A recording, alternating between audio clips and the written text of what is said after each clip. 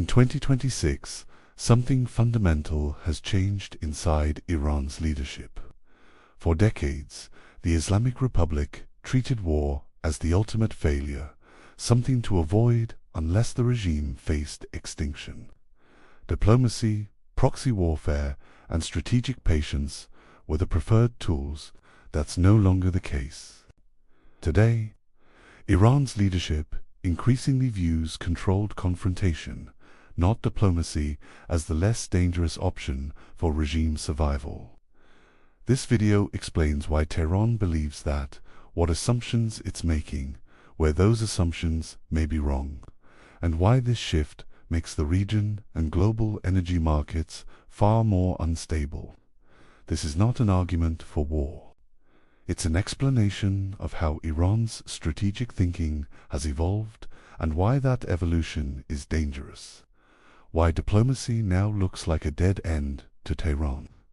On paper, diplomacy is still alive.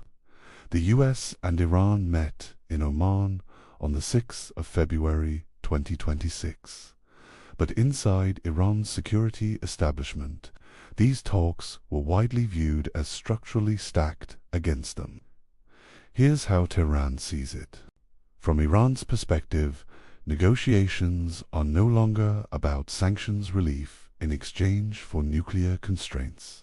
Instead, they see a cumulative concession trap.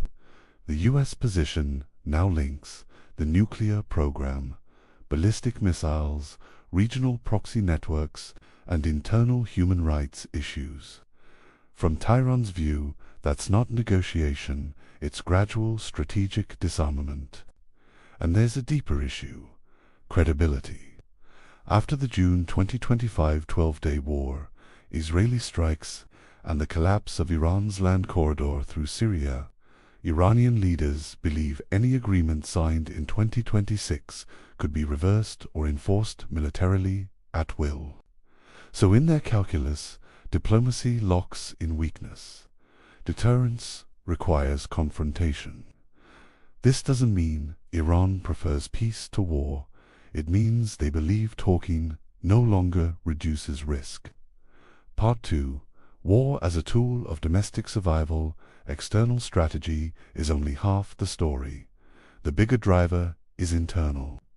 By early 2026, Iran is facing its most severe legitimacy crisis since 1979. Protests in January spread to all 31 provinces. The rial collapsed to historic lows. Inflation eroded the state's ability to buy loyalty. Repression still works, but not cleanly and not cheaply. This pushes the regime into what political scientists call a terminal governance phase. At this stage, war becomes politically useful. Why? Because conflict allows the state to declare emergency rule, criminalize dissent as foreign sabotage, fully securitize society, and suspend civil life without apology. For the IRGC specifically, war restores hierarchy. Economic collapse and unrest have weakened command structures. Conflict recentralizes power, budgets, and authority. The narrative shifts from "the regime is failing" to "the nation is under attack." That shift matters enormously for regime cohesion. Part 3. The strategic bet Iran is making. Iran's willingness to escalate rests on several critical assumptions. The first is what we might call the ground invasion threshold. Iran's leadership believes the Islamic Republic cannot be toppled without a large-scale US ground invasion, and they are betting that the US public won't accept it. The Trump administration won't authorize it. Iraq and Afghanistan still loom too large. So Iran assumes any conflict will remain air, naval, cyber, and proxy-based, painful, but survivable. The second assumption is cost exportation. Iran doesn't need to defeat the US militarily. It needs to raise oil prices. disrupt shipping, trigger regional instability, and fracture the coalition backing Washington. The theory is simple. If oil spikes toward $200 a barrel, global pressure will mount long before Iran collapses. Even degraded proxy forces in Yemen or Iraq don't need to win. They just need to raise friction everywhere at once. From Tehran's perspective, this isn't escalation, it's leverage. Part 4, where this logic becomes dangerous now. This is where my independent analysis diverges sharply from Iran's internal logic. The greatest risk is miscalculation. Iran believes it can finally control escalation. History suggests that's rarely true. Actions Tehran defines as defensive deterrence may be interpreted in Washington as red line violations, especially under an administration that prizes decisive responses. There's also a technology problem.